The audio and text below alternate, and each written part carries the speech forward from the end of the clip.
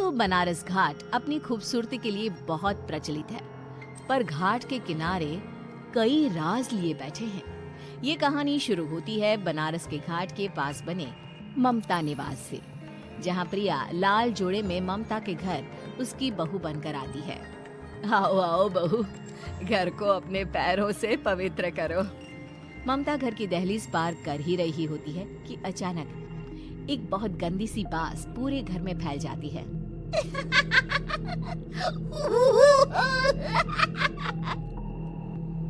ये बदबू और ये आवाजें, ये कौन हंस रहा है माँ? अब ये पड़ोसी ना हमारे थोड़े अलग से है। कहाँ हम शाकाहारी और ये मांस मच्छी खाने वाले। छोड़, तू ध्यान मत दे और गृह प्रवेश कर। और हाँ बहू, अपनी सास की एक बात हमेशा याद रखना, इन पड़ोसियों से तो कभी बात नहीं करेगी।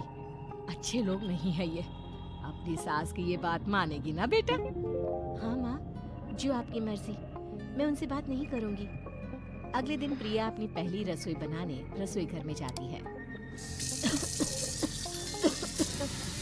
ये छोक की बात तो नाक में जा रही है। एक काम करती हूँ, खिड़की खोल देती हूँ। प्रिया खिड़की खोलने जाती है। इतने जाले, लगता है इस खिड़की को कभी खोला ही नहीं गया। पर ऐसा क्यों? ओह, नॉन वेज की स्मेल आती होगी ना। 2 मिनट के लिए खोल लेती हूँ, फिर बंद कर दूंगी। प्रिया खिड़की खोलती है। खिड़की खोलते ही उसकी नजर सामने वाले घर की खिड़की पर पड़ती है, जहाँ एक लड़की खड़ी होती है, हाथों में मेहंदी, लाल रंग की साड़ी, बिल्कुल सजी धजी, मानो प्रिया की तरह ही वो भी नई नवेली बहू हो। वो प्रिया को देखकर मुस्कुराती है। हे भगवान, माँ ने तो इनसे बात करने को मना किया था। प्रिया फौरन ही खिड़की बंद कर देती है और तवे पर चढ़े रोटी की ओर देखने लगती है, पर वहाँ रोटी न होकर मछली पड़ी होती है। ये क्या? पहली ही रसोई में इतनी बड़ी गलती। हे भगवान, अब मैं क्या करूं? प्रिया बहुत डर जाती है और फौरन रसोई की सफाई करने और फिर सभी के लिए खाना बनाने लग जाती है। जब वो सबको खाना परोसती है, सब तो ठीक है, मैं बेकार में चिंता कर रही थी। हे भगवान, ऐसे ही बस अपनी कृपा बनाए रखना। रात के वक्त जब सब सो रहे होते हैं, तब प्रिया को पायल की आवाज सुनाई देती है, जिससे उसकी आंख खुल जाती है।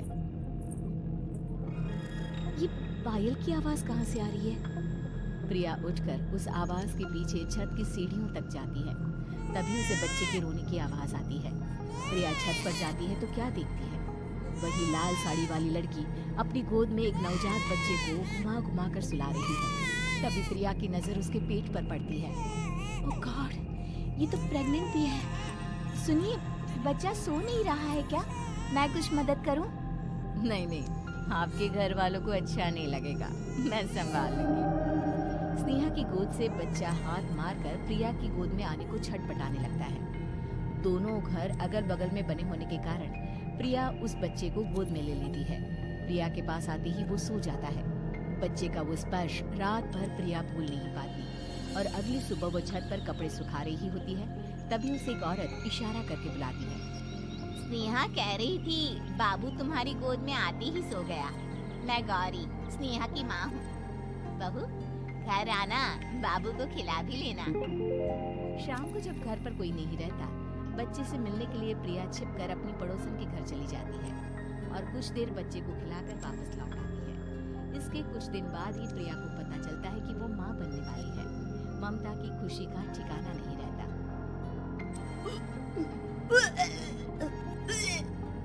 माँ जी, पता नहीं क्यों उल्टी आ रही है। प्रिया भागती हुई वॉशरूम में जाती है तो हरे और लाल रंग की उल्टी करती है। उस उल्टी में से कीड़े निकलते हैं। ये क्या? खून और ये कीड़े! माँ! माँ! प्रिया की आवाज सुनकर ममता दौड़ कर आती है, पर बेसिन में कुछ नहीं होता। प्रिया हक्की बक्की रह जाती है। ये सब क्या हो रहा है? प्रिया घबरा जाती है और अपने कमरे में जाकर सो जाती है। डर के कारण वो इतनी थक जाती है कि उसकी आंख लग जाती है। तब उसे ऐसा लगता है उसके पेट पर मानो कोई बैठा हुआ हो। कौन हो? प्रिया के पेट पर एक 5 महीने की बच्ची बैठी हुई थी, जो बुरी तरह जली हुई थी। माँ, तुम ही मुझे लाई ना अपने पेट में? मैं तुम्हारी माँ नहीं हूँ। कौन हो तुम? माँ, देखो मैं जल गई बुरी तरह से। 6 महीने पेट में रहने को भी मुझे नहीं मिला। सहला दो ना माँ। बचाओ, बचाओ, माँ। ममता दौड़कर कमरे में आती है। प्रिया की बातें सुनकर वो सब समझ जाती है। तू कहीं बगल वाले घर में तो नहीं जाकर आई ना बहू? मुझे माफ कर दो, मैं गई थी माँ। उस घर में सब मरे हुए हैं बहू। कई साल पहले स्नेहा उस घर में बहू बनकर आई थी। कुछ ही दिन में वो एक बच्चे को जन्म देने वाली थी। पूरा घर बच्चे के आने की खुशी में खोया था कि एक दिन अचानक उस घर में आग लग गई। सब बुरी तरह जलकर मर गए।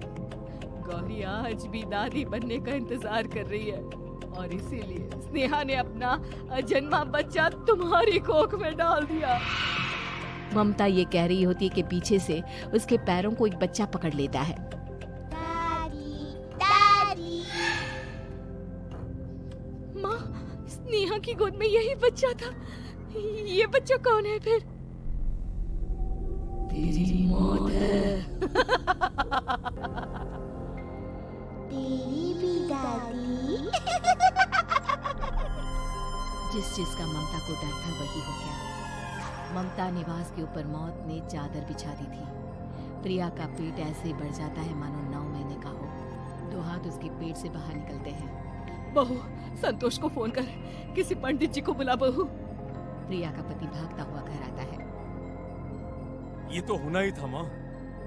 तेरा बाप तेरे सामने आ गया तो तू सह नहीं पा रही है। स्नेहा घर में आग लगी नहीं थी, माँ ने लगाई थी प्रॉपर्टी की लालच में।